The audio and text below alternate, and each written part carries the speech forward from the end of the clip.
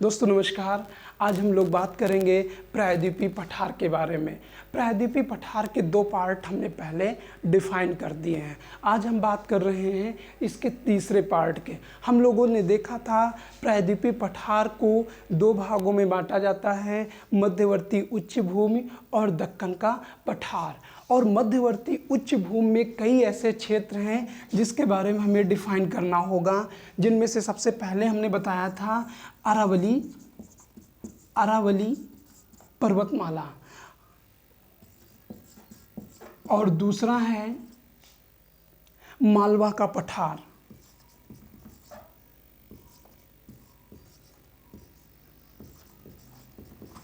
और तीसरा है विंध्य पर्वतमाला, और चौथा है सतपुड़ा पर्वतमाला। तो इस तरीके से आप देखेंगे। फिर इसी का एक भाग और है। हाँ, इतने पार्ट हमें आप देखना है। तो पिछली क्लास में हम लोगों ने अरावली पर्वतमाला के बारे में डिटेल से जानकारी बता दिया है। आप वहाँ पर जाकर विस्तार से समझने का प्रयास करिएगा, कोई भी क्वेश्चन नहीं छूटेगा, ये दावे के साथ है। तो दोस्तों आज हम लोग बात करेंगे मालवा का पठार। मालवा के पठार से क्वेश्चन पूछे जाते हैं कि मालवा के पठार की सबसे बड़ी नदी कौन सी है, मालवा के पठार के पश्चिम में कौन सी पर्वतमाला है, मालवा का पठार क्षेत्र कौन सा है, इसका अधिकांश भाग किस प्रदेश में पड़ता है, मालवा का पठार कितने राज्यों में फैला है, मालवा का पठार के पूर्व में कौन सी नदी है, मालवा के पठार के पश्चिम में दक्षिण में कौन सी पर्वतमाला है। तो दोस्तों शुरू करने से पहले आप लोगों से एक छोटी सी रिक्वेस्ट है कि आप मेरे चैनल को सब्सक्राइब करें, लाइक करें, कमेंट करें और शेयर भी करें, ताकि हम और से अधिक क्लास को डिफाइन कर सके। जितने अधिक सब्सक्राइबर होंगे, जितने अधिक लाइक करने वाले होंगे, जितने अधिक पढ़ने वाले होंगे, तो उतना ज़्यादा और इतना बेहतरीन तरीके से हम उसको डिफाइन करेंगे। तो आज हम लोग बात करेंगे मालवा के पठार के बारे में। तो मालवा का पठार जो है इस क्षेत्र में पड़ता है। तो जाहिर सी बात है ये क्षेत्र में कौन सा है। तो यहाँ पर आपने देखा था ये अरावली पर्वतमाला है। कौन सी पर्वतमाला? अरावली पर्वतमाला, अरावली पर्वतमाला। और ये कहाँ से? गुजरात से चल के, गुजरात में पालनपुर से दिल्ली तक पहुँचती है। दिल्ली में पालनपुर तक जाती है। पूरी जानकारी मैंने पिछली क्लास में दे दिया है, यहाँ पर जानकारी देंगे तो फिर रिपीट हो जाएगा। उसके बाद इसी के दक्षिण में एक पर्वतमाला है जिसका नाम है विंध्य पर्वतमाला, विंध्य पर्वतमाला। और उत्तराखंड से एक नदी निकलती है, दो नदियां हैं, वैसे कई नदियां निकलती हैं। एक हो गई गंगा और एक हो गई यमुना।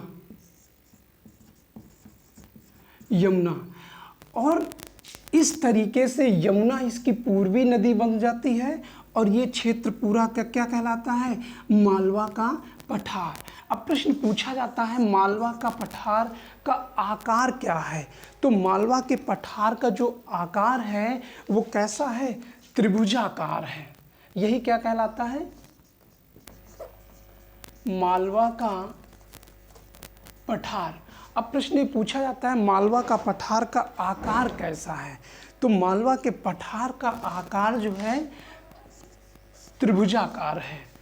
ठीक है।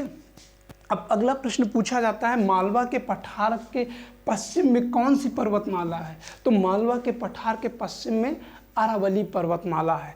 मालवा के पठार के दक्षिण में कौन सी पर्वतमाला है? तो विंध्य पर्वतमाला। मालवा के पठार के पूर्व में कौन सी नदी है? तो यमुना नदी है। ठीक है, यमुना नदी है। तो इस तरीके से क्वेश्चन पूछे जाते हैं। एक क्वेश्चन और पूछा जाता है मालवा के पठार की सबसे बड़ी नदी कौन सी है। तो मालवा के पठार की सबसे बड़ी नदी चंबल नदी है, जो कि कहाँ से निकलती है? विंध्य पर्वतमाला के जनापाव पहाड़ी से। जनापाव पहाड़ी से। जनापाव की पहाड़ी कहाँ है? मध्य प्रदेश में। और कौन सा जिला पड़ेगा? महू जिला पड़ेगा, महू जिला। इसका फुल नेम पूछा जाता है, महू का फुल नेम क्या है? Military head quarter of war, MHOW, military head quarter of war. और यहीं से ये पर्वतमाला क्या है? निकलती है, वह यहाँ से ये नदी क्या है? निकलती है। और कितने राज्यों में? मध्य प्रदेश में, फिर राजस्थान जाती है, और फिर यूपी में विंध्य पर्वतमाला, यूपी में यमुना नदी में मिल जाती है। तो ये कौन सी नदी है? चंबल नदी। तो दोस्तों चंबल नदी जो है के आसपास का एरिया बहुत ही उपजाऊ है, और यहाँ पर इस उपजाऊ के क्षेत्र को लेकर अंग्रेज भी इस क्षेत्र पर कब्जा करना चाहते रहे हैं, और इसके लिए उन्होंने कई संघर्ष किए और अंत में इस क्षेत्र पे कब्जा कर ही लिया है। तो ये क्षेत्र अधिकांशतः किस राज्य में पड़ता है? मध्य प्रदेश में। और इसी क्षेत्र में बुंदेलखंड, बघेलखंड, और कभी कभी ये माना जाता है कि चंडीगढ़ का क्षेत्र भी मालवा क्षेत्र में आता है, छत्तीसगढ़ का भी क्षेत्र किस में आता है? मालवा के क्षेत्र में आ जाता है। तो मालवा एक बहुत बड़ा क्षेत्र है, भारत में खाद्यान्न संसाधन की दृष्टि से काफ़ी महत्वपूर्ण है। तो ये चंबल नदी के बारे में जब हम नदियों के बारे में डिफाइन करेंगे तो इसकी विस्तृत जानकारी वहीं पे देंगे। अभी हम केवल मालवा के पठार के नदी के रूप में इसकी हमने व्याख्या किया है। तो इस तरीके से मालवा के पठार की जो जानकारी होती है वो पूर्ण होती है। अब हम बात करते हैं विंध्य पर्वतमाला के बारे में। तो विंध्य पर्वतमाला को आप इस तरीके से समझ सकते हैं,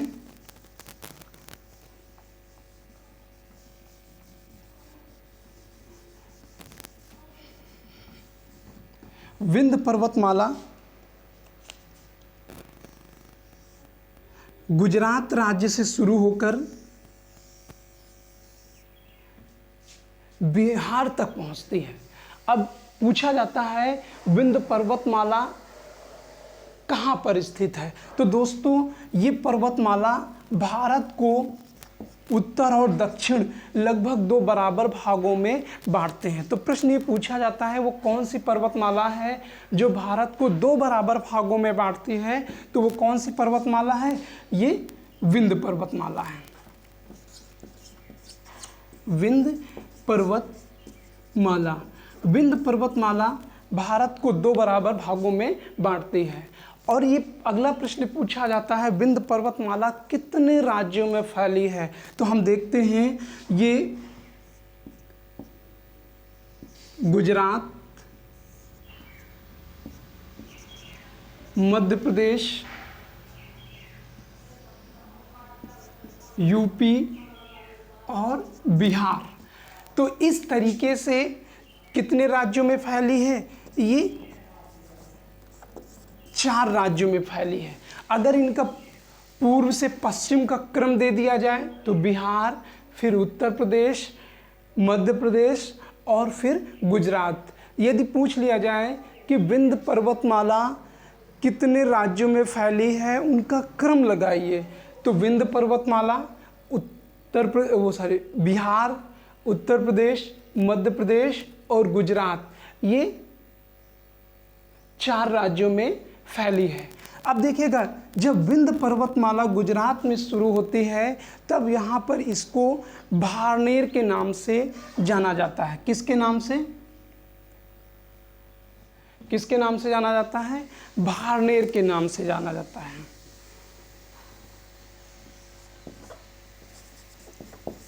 भार ऊपर लिख देते हैं क्योंकि भारनेर, फिर उसके बाद कैमूर, फिर उसके बाद विंध्य। इसका पश्चिमी भाग जो है विंध्य के नाम से भी जाना जाता है, यानी गुजरात में इसे विंध्य के नाम से भी जाना जाता है। विंध्य, फिर भारनेर मध्य प्रदेश में पड़ेगी, विंध्य गुजरात में पड़ेगी और कैमूर मध्य प्रदेश में पड़ेगी और विंध्याचल यूपी में पड़ेगी। और इसी के बाद आता है ये यहाँ पर, इसको पारसनाथ की पहाड़ी के नाम से जाना जाता है, पारसनाथ की पहाड़ी। तो जैन धर्म के जो 23वें गुरु थे, तीर्थंकर थे, उन्होंने अपने प्राण इसी पहाड़ी पर त्यागे थे, विंध्य पर्वतमाला के पूर्वी भाग पे। तो इसी पहाड़ी का नाम क्या पड़ गया? पारसनाथ की पहाड़ी। तो पारसनाथ, और पारसनाथ कहाँ पड़ जाएगा? बिहार में। तो आप देखते हैं कि गुजरात में इसे विंध्य के नाम से जाना जाता है और मध्य प्रदेश में भारनेर, कैमूर, उत्तर प्रदेश में विंध्याचल और बिहार में पारसनाथ पहाड़ियों के नाम से जाना जाता है। तो ये बहुत बेहतरीन क्वेश्चन बनता है। विंध्याचल, भारनेर, कैमूर, विंध्याचल, पारसनाथ, यदि इन पहाड़ियों का पूर्व से पश्चिम का क्रम दे दिया जाए तो पारसनाथ, विंध्याचल, कैमूर, भारनेर, विंध्याचल, इस तरीके से पहाड़ियों का क्रम भी बन जाता है। तो यहाँ से जो पत्थर निकाला गया है, इसी पत्थर से कई भवनों, ऐतिहासिक भवनों का निर्माण किया गया है, जिनमें से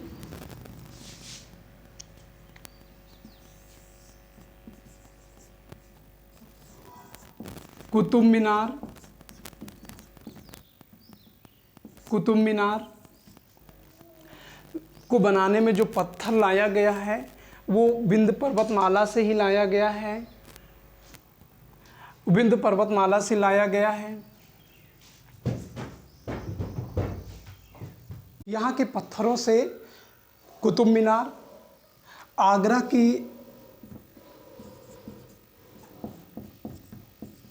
का किला, सांची का बौद्ध स्तूप, सांची का बौद्ध स्तूप, हुमायूं का मकबरा,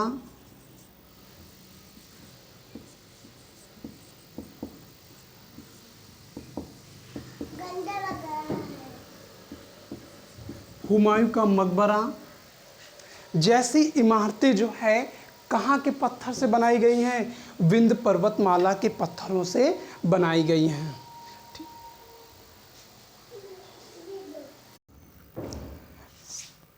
कुतुब मीनार, आगरा का किला, सांची का बौद्ध स्तूप, हुमायूं का मकबरा, जामा मस्जिद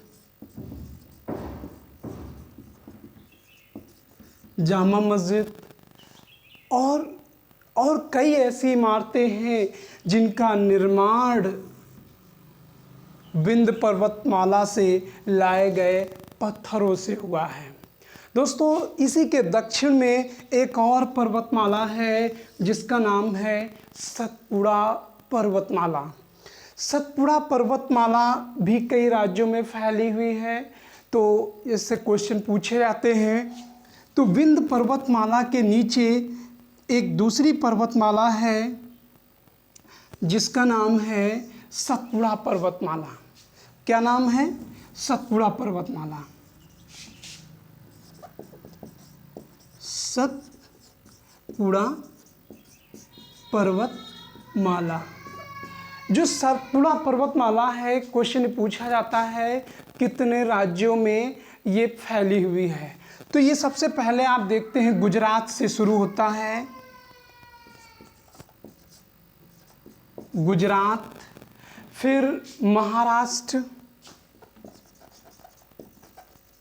महाराष्ट्र का भी कुछ क्षेत्र आता है, मध्य प्रदेश और छत्तीसगढ़, ये 4 राज्यों में ये भी फैली हुई है।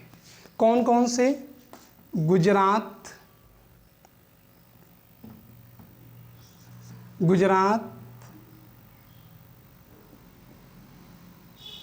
महाराष्ट्र, मध्य प्रदेश, MP और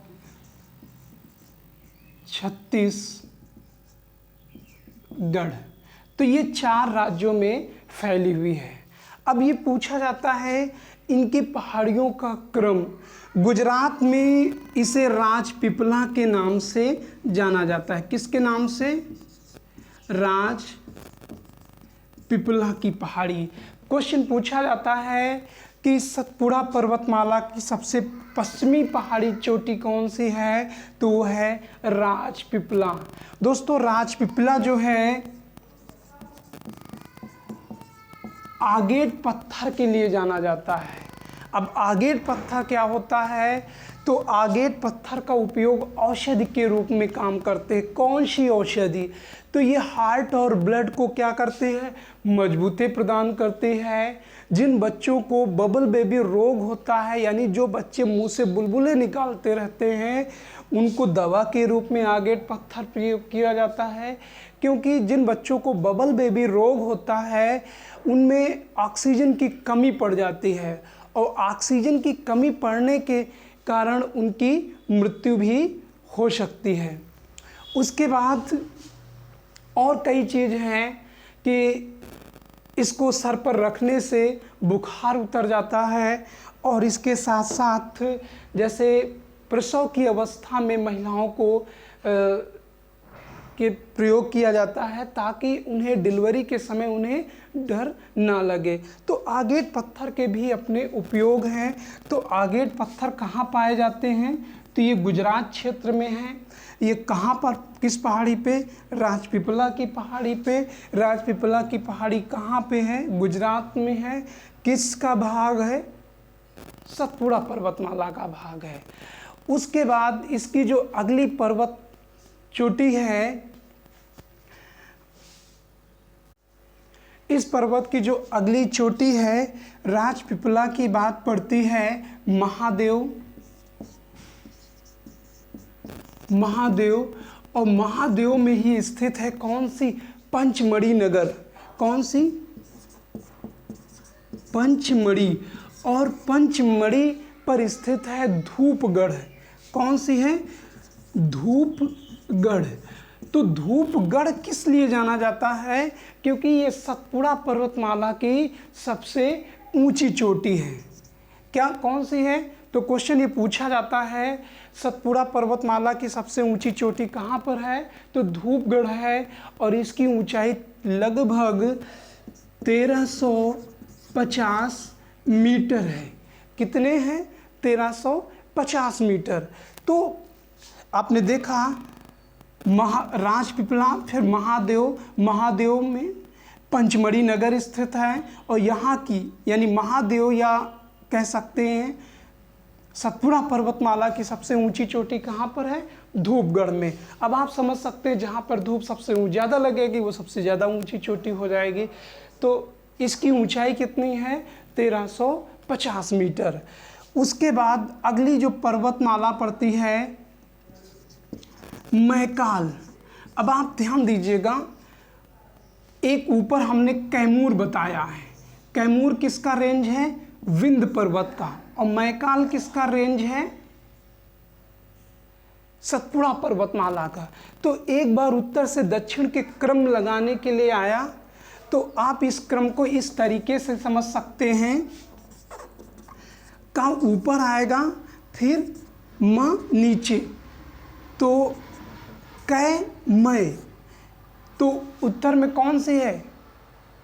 कैमूर पर्वतमाला। किसका भाग है? विंध्य पर्वतमाला का। और मैकाल किसका भाग है? सतपुड़ा पर्वतमाला का। तो कै मै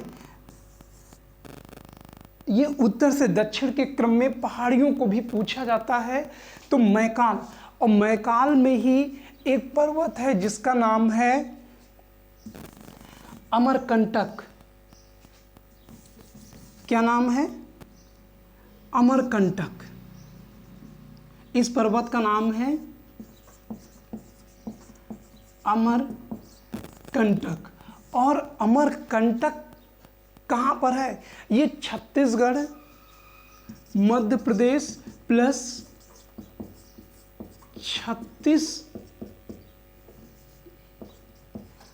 के बीच में स्थित है। कौन सा? अमरकंटक पर्वतमाला। और अमरकंटक से ही कई नदियाँ निकलती हैं, जिनमें से सबसे बड़ी नदी निकलती है वो है नर्मदा नदी।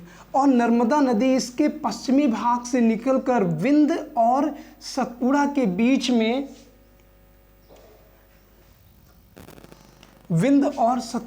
बीच में बहती हुई खंभात की खाड़ी में गिर जाती है। ये खंभात की खाड़ी है।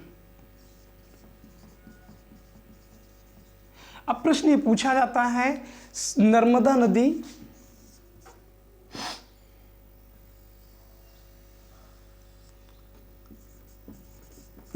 नदी कहाँ से निकलती है?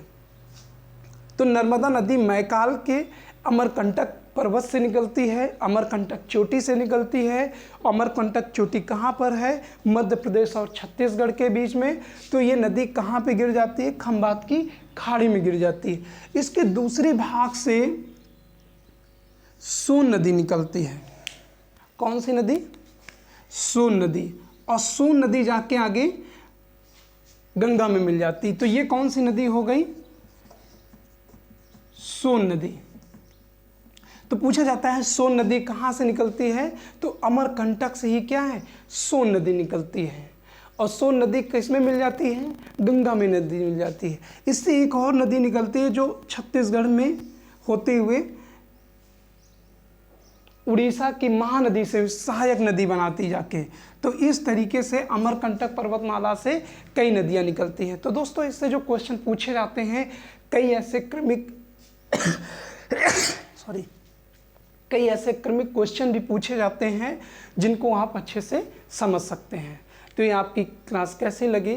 और यदि अच्छी लगे तो लाइक करिए, कमेंट करिए। इसके साथ साथ ये सतपुड़ा पर्वतमाला को ब्लैक पर्वत का उदाहरण भी माना जाता है। ब्लैक पर्वत का तो क्वेश्चन पूछा जाता है, कौन सी मध्य भारत में ब्लैक पर्वत है? तो ब्लैक पर्वत का उदाहरण कौन से माना जाता है? सतपुड़ा पर्वतमाला। तो एक बार क्वेश्चन पूछा गया है, मैकाल पर्वत की जो ऊंचाई है या अमरकंटक की ऊंचाई है वो लगभग कितनी है? तो वो लगभग 1036 मीटर है। कितना है?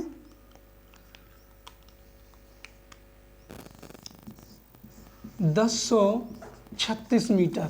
तो इस तरीके से बहुत सारी जानकारी, आपके सैकड़ों क्वेश्चन तैयार होते हैं महज 20 मिनट में। तो दोस्तों, ये जानकारी आपको कैसी लगे? अगर अच्छी लगे तो मेरे चैनल को सब्सक्राइब करिए, लाइक करिए, कमेंट करिए, अपने दोस्तों के साथ शेयर करिए। फेसबुक, ट्विटर, जो भी आपने सोशल अकाउंट बनाए हो, ताकि हम और अधिक से अधिक अच्छे से अच्छे क्लास को लेकर डिफाइन कर सकें। तो थैंक यू। चलते हैं, अगली क्लास में मिलते हैं। अभी प्रायद्वीपीय पठार के बारे में ही हमें बात करना है।